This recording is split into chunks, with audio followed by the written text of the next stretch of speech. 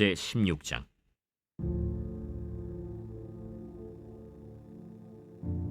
하나님의 궤를 메고 들어가서 다윗이 그것을 위하여 친 장막 가운데에 두고 번제와 화목제를 하나님께 드리니라. 다윗이 번제와 화목제 드리기를 마치고 여호와의 이름으로 백성에게 축복하고 이스라엘 무리 중 남녀를 막론하고 각 사람에게 떡 한 덩이와 야자 열매로 만든 과자와 건포도로 만든 과자 하나씩을 나누어 주었더라. 또 레위 사람을 세워 여호와의 궤 앞에서 섬기며 이스라엘 하나님 여호와를 칭송하고 감사하며 찬양하게 하였으니 아삽은 우두머리요 그 다음은 스가랴와 여이엘과 스미라못과 여히엘과 마띠디아와 엘리압과 브나야와 오벳에돔과 여이엘이라. 비파와 수금을 타고 아삽은 재금을 힘있게 치고 제사장 브나야와 야하시엘은 항상 하나님의 언약궤 앞에서 나팔을 부니라.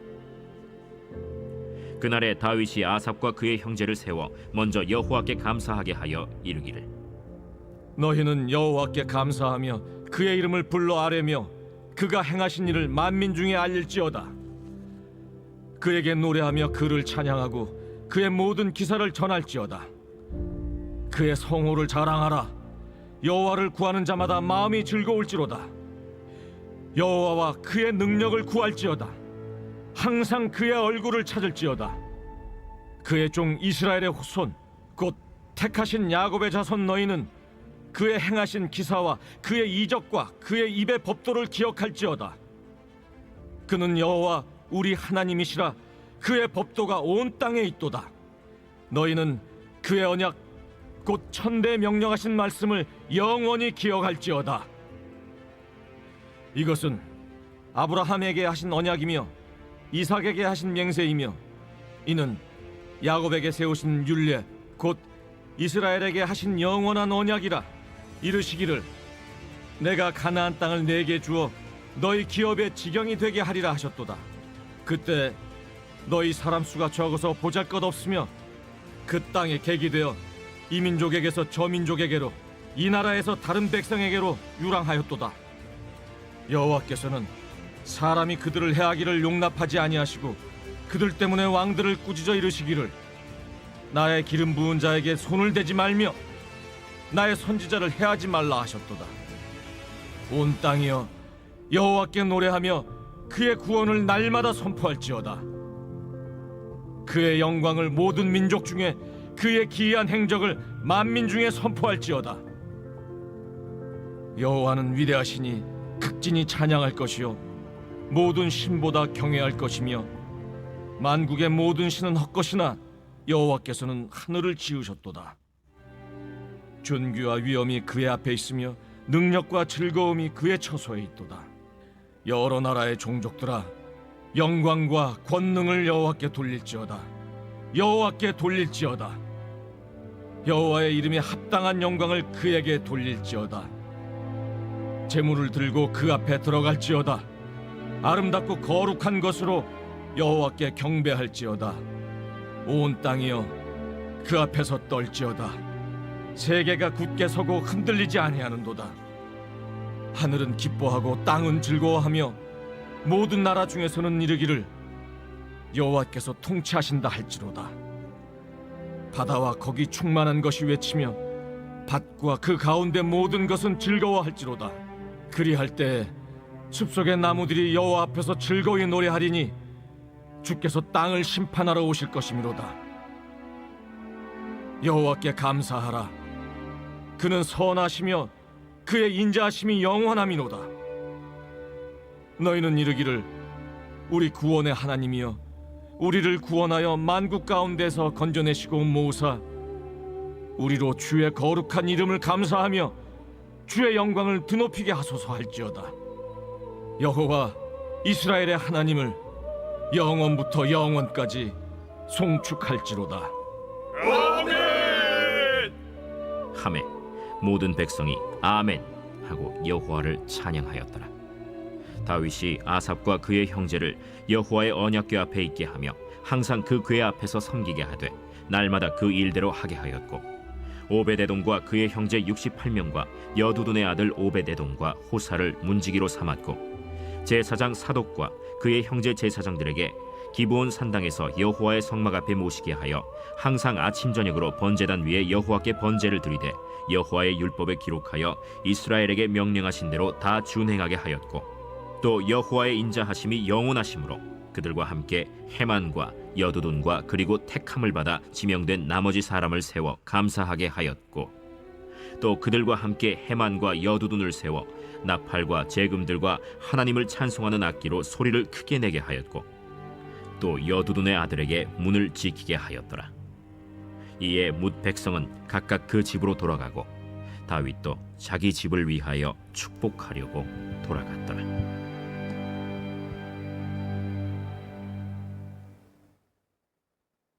빛이 있으라. 오늘도 말씀의 은혜와 지혜가 저와 우리 성도님들의 하루를 빛나고 복되게 하시리라 믿고 감사를 드립니다. 오늘도 말씀 앞에 나오신 모든 분들 축복합니다.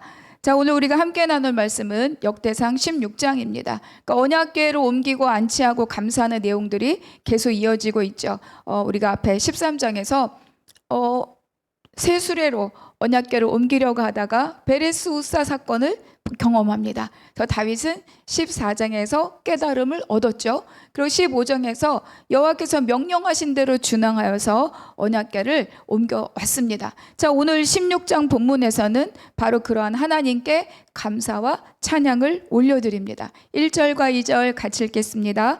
하나님의 궤를 메고 들어가서 다윗이 그것을 위하여 친 장막 가운데 두고 번제와 화목제를 하나님께 드리니라. 다윗이 번제와 화목제를 드리기를 마치고 여호와의 이름으로 백성에게 축복하고, 우리가 이제 레위기 말씀에서 배운 것처럼 번제는 다 살라드리는 거죠. 그래서 온전한 헌신을 하나님께 드리기로 약속하는 것이 바로 이 번제입니다.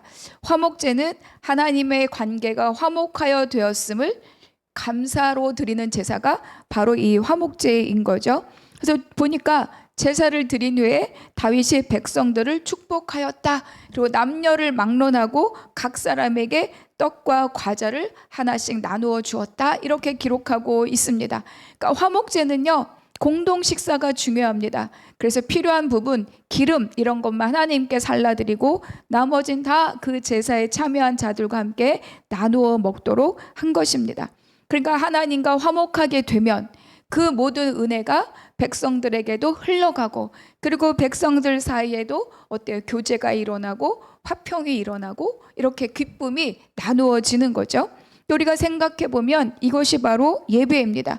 여러분, 우리가 예배를 드린다라고 하는 것은 목사님의 설교를 통해서 좋은 지식, 좋은 정보, 좋은 교훈, 또 심금을 울리는 위로, 이것을 듣는 것이 예배의 목적이 아닙니다.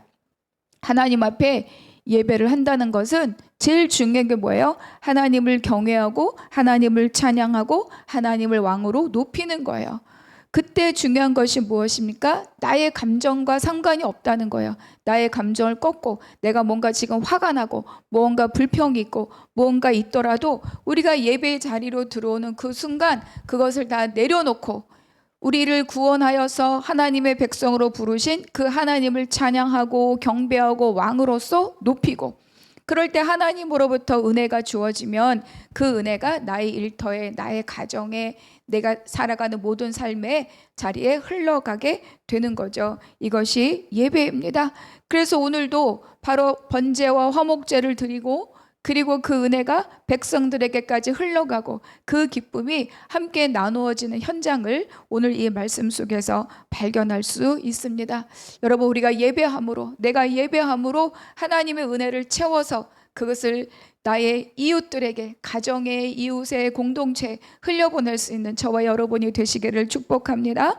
그리고 이제 레위 사람들을 다 세우잖아요. 그리고 그들로 하여금 여호와를 칭송하고 감사하고 찬양하게 합니다.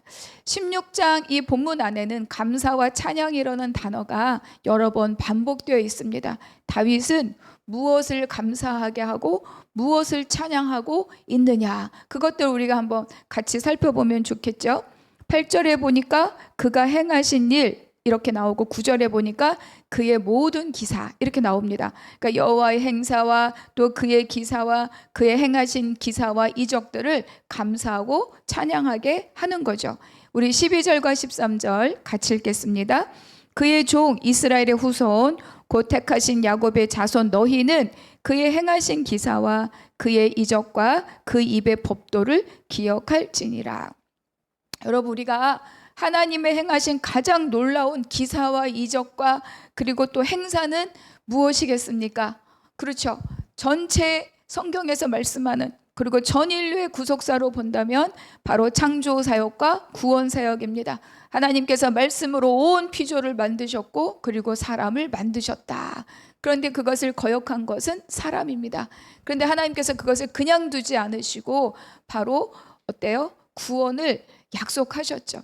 이것이 가장 큰 하나님의 행하신 이적, 기사, 그리고 감사하고 찬송할 일입니다.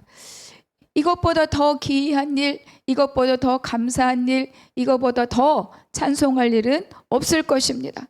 그래서 우리가 생각해 보면 우리의 인생 각자에도 다 하나님의 행하신 기이한 일이 있습니다. 놀라운 기적이 있고, 그래서 우리가 찬양하고 감사할 일들이 많이 있죠. 근데 우리가 나 이렇게 살고 있는데 지금 이런 문제가 있는데 이것만 바라본다면 하나님의 행하신 일들에 대해서 우리는 기억할 수가 없습니다. 그러나 고비마다 얼마나 많은 일들로 우리를 붙들어 주시고 우리를 먹이시고 입히시고 행하시고 붙들어 오셨는지를 우리는 기억할 수밖에 없는 거죠. 그러니까 우리는 예배할 때, 말씀을 읽고 기도할 때 그때마다 어때요? 하나님의 우리에게 행하신 이적과 기사를 떠올릴 수밖에 없습니다. 그분이 어떠한 분이신가를 깨달을 때마다 바로 내 인생에 행하신 하나님의 놀라운 이적과 기사가 같이 기억될 수밖에 없는 거죠. 우리가 한 줄 기록하자, 또 매일 한 장씩 묵상하고 노트하자라고 하는 것은 이것을 기억하고 이것을 감사하고 이것을 찬양할 뿐만 아니라 그때 그렇게 행하신 하나님이 오늘도 나에게 행하실 것이며 그리고 나의 모든 인생 가운데 함께 하시면서 그 기적과 행하신 일들, 이적들을 행하실 것이라는 믿음을 나에게 갖게 하는 거예요. 과거의 하나님이 아니라 이제도 있고 또 영원히 계실 그 하나님을 나의 하나님으로 내가 아주 의도적으로 기억하고 붙드는 것이 바로 우리가 예배하고 말씀 읽고 기도하고 노트하는 바로 그 목적입니다. 그럴 때마다 나는 실패한 인생인가? 나는 아무런 것도 가진 것이 없는 것 아닌가? 내 인생 이러고 끝나는 것 아닌가? 라는 이런 두려움에서부터 우리를 다 건져내 줍니다. 그렇지 않다. 하나님이 함께하고 계시다. 그때 건지신 하나님이 오늘도 건지시고 내일도 건지실 것이다. 이거를 깨닫게 하는 거죠. 이스라엘 백성들이 절기마다 하나님을 기억하게 하는 이유가 뭐냐? 과거의 하나님에서 끝나는 것이 아니라 오늘의 하나님, 그리고 내일의 하나님이라는 것을 되새기기 위해서 그들이 절기를 지키고 그때마다 너의 자녀들이 묻거든 이렇게 대답하라. 너희 자녀들이 묻거든 이렇게 대답하라. 내가 누구인지를 가르치라. 이렇게 명령하고 계신 거예요. 그것을 우리도 일상의 삶에서 가능한 겁니다. 그래서 한 줄 기록하고 또 나에게 행하신 오늘 내가 깨닫게 한 그 하나님을 기록하고 그래서 내가 오늘은 내가 내 인생 가운데 하나님이 없는 것이 아닌가 라고 생각될 때 그때 기록된 그것을 내가 보면서 아니다. 그때 계신 하나님은 오늘도 계시고 내일도 계시다. 이것을 우리가 확증하는 거죠. 그런데 우리는 문제가 있을 때마다 고비가 있을 때마다 너무 쉽게 하나님을 잊어버립니다. 그래서 기록하는 거예요. 그래서 그때 하나님을 발견하고 감사하고 찬양하고 소망하게 하는 거죠.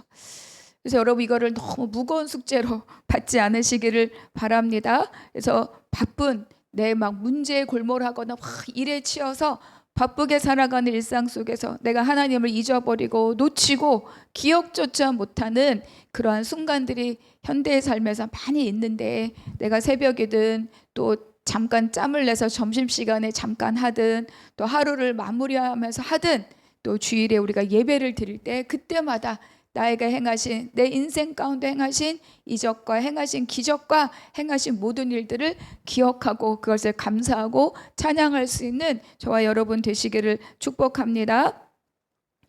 자, 16절부터 한번 읽어볼게요. 이것은 아브라함에게 하신 언약이며 이삭에게 하신 맹세이며 이는 야곱에게 세우신 율례 곧 이스라엘에게 하신 영원한 언약이라. 이르시기를 내가 가나안 땅을 내게 주어 너희 기업의 지경이 되게 하리라 하셨도다. 그러니까 이스라엘은 여기에 있는 대로 언약과 또 맹세와 율례와 이런 것들을 또 이것을 언약으로 기억하는 거예요. 그래서 그들의 역사가 갖고 있는 모든 것들 가운데 하나님이 언약하셨으니 그때 행하셨으니 오늘도 행하시고 내일도 행하실 것이다. 이렇게 기억하고 되새기게 하는 거죠. 그러니까 그들의 역사 안에서 이 언약이 어떻게 성취되어 왔으며 오늘도 우리에게 성취되고 있으며 내일도 성취될 것이라는 것을 기억하고 감사하고 찬양하는 거죠. 그러니까 포로에서 돌아온 이 이스라엘 백성들은 이러한 것들을 다시 읽으면서 오늘도 하나님이 우리와 함께 하셨구나. 포로 시절에도 함께 하셨구나. 황폐한 땅으로 돌아온 우리에게도 함께 하고 계시구나. 앞으로도 우리와 함께 할 것이구나를 어때요? 회상하고 기억하고 새기고 소망하게 하는 겁니다. 그래서 결론이 무엇이냐? 31절 같이 읽겠습니다. 하늘은 기뻐하고 땅은 즐거워하며 모든 나라 중에서는 이르기를 여호와께서 통치하신다 할지로다. 36절 여호와 이스라엘의 하나님을 영원부터 영원까지 송축할지로다 하매 모든 백성이 아멘 하고 여호와를 찬양하였더라. 그러한 역사를 통해서 기억되고 새겨지는 것이 무엇입니까? 이스라엘의 그야말로 험악한 험난한 역사 가운데 깨달은 것이 무엇이에요? 그렇죠. 여호와께서 통치하신다입니다. 하나님이 계시지 아니한가? 물이 없을 때마다 광야를 갈 때마다 그렇게 반문하고 의심하였던 백성들인데 다시 돌아보니 어때요? 그렇구나. 하나님이 통치하신다. 이거를 기억한 거죠. 깨달은 거죠. 그래서 그걸 다시 어때요? 새기고 그것에 대해서 감사하고 찬양하게 된 것입니다. 이것을 깨달은 백성들이 어때요? 하나님을 송축하고 아멘 이렇게 화답합니다. 네, 그렇습니다. 하나님이 통치하십니다. 네, 맞습니다. 우리의 모든 이 험악한 역사 가운데 하나님이 계시지 않은가 생각하는 그 순간조차도 하나님이 다스리시고 통치하십니다. 네, 그렇습니다. 이렇게 찬양하는 자리가 바로 이 자리인 거죠. 그래서 저와 여러분이 살아가는 모든 삶의 현장도 하나님이 통치하신다. 이 약속 잊지 마시기를 바랍니다. 그것을 깨달을 때 우리가 세상 권세를 두려워하지 않고 그 권세까지도 하나님 손에 있음을 믿고 그리고 강건하게 살아갈 수 있음을 기억하시고 또 그 삶을 너끈히 살아가시는 저와 여러분 되기를 축복합니다. 우리가 43절 읽겠습니다. 이에 뭇 백성은 각각 그 집으로 돌아가고 다윗도 자기 집을 위하여 축복하고 돌아갔더라. 이 마지막 단락을 쭉 아까 우리가 함께 읽었는데 그 읽을 때 보면은요, 다윗이 언약궤를 섬길 자들과 또 어때요? 문지기를 세우고 상번제와 그것을 드릴 자들을 정하고 다 지키게 하죠. 우리 읽으면서 어때요? 와, 질서가 착착착착 세워지는구나 이런 느낌이 들지 않았습니까? 우리 40절에 보니까 이스라엘에게 명령하신 대로 다 준행하게 하였고, 그러니까 다윗이 막 마음대로 정한 것이 아니라 이스라엘에게 명령하신 대로 다 준행하게 하였고, 하나님 중심, 하나님 말씀 중심, 하나님 명령 중심으로 이 일을 행했다는 거예요. 굉장히 중요한 말씀입니다. 여러분, 무엇이든지 기준이 중요합니다. 기준이 흐트러지면 거기에 기대어 있는 모든 나머지 것들이 다 무너지고 엉망진창되고 흔들리고 무너지죠. 그래서 결국 여기서 가르쳐 주는 것은 뭐냐? 자기 열심에서 벗어나서 하나님의 말씀대로 다 준행할 때 온 나라가 평안해지고 있는 것을 알 수 있습니다. 하나님이 중심에 자리 잡으면 삶의 모든 영역도 다 제자리를 찾아가죠. 여러분, 다 각자가 자기 소견에 오른 대로 사는 것을 우리가 사사시대라고 하잖아요. 사람마다 자기의 경험을 통해서 내가 생각하는 나의 기준들이 있어요. 그런데 다 각자의 기준을 주장하면 그것은 질서가 세워지기가 어렵죠. 근데 변하지 않는 진리, 그것이 바로 하나님입니다. 하나님 중심, 말씀 중심의 삶이라는 것은 바로 하나님의 원칙에 기대어서 우리가 다 거기에 삶의 질서를 맞추어 나가는 것을 이야기합니다. 그래서 하나님이 중심에 자리 잡으면 삶의 모든 다른 영역도 제자리를 찾아가는 거죠. 가정이나 또 나의 일터의 일이나 교회 공동체나 사람과의 관계나 다 뭐예요? 하나님의 관계 위에서 건강하게 그리고 바람직하게 작동하게 된다는 것을 우리에게 가르쳐 줍니다. 그래서 우리가 예배드리면서 또 함께 말씀을 읽으면서 또 기도하면서 소그룹 모임을 하면서 나의 삶이 하나님의 원칙 아래 있는가? 우리 공동체가 우리 모임이 하나님의 원칙 아래 또 그 중심에 하나님을 하나님을 중심에 모시고 있는가? 이렇게 돌아보는 시간들이 되기를 바랍니다. 삶이 복잡하고 감정이 복잡하고 마음이 불편하고 어지러울 때 무엇 때문인가? 내가 하나님을 중심에 둔다면 버릴 것과 취할 것들이 정리가 될 수 있지 않겠습니까? 그래서 오늘 하루 정말 하나님 중심으로 나의 삶의 질서를 세워가는 오늘 하루가 되시기를 주님의 이름으로 축복합니다. 우리 말씀 질문 같이 보겠습니다. 오늘 16장 본문 말씀 중에서 나에게 와닿는 한 구절은 무엇인가? 또 기록하고 적용해 보시기 바랍니다. 또 첫 번째 질문, 여러분은 어떤 기억을 반복적으로 되새기고 있습니까? 과거의 아픔입니까? 과거의 하나님의 은혜입니까?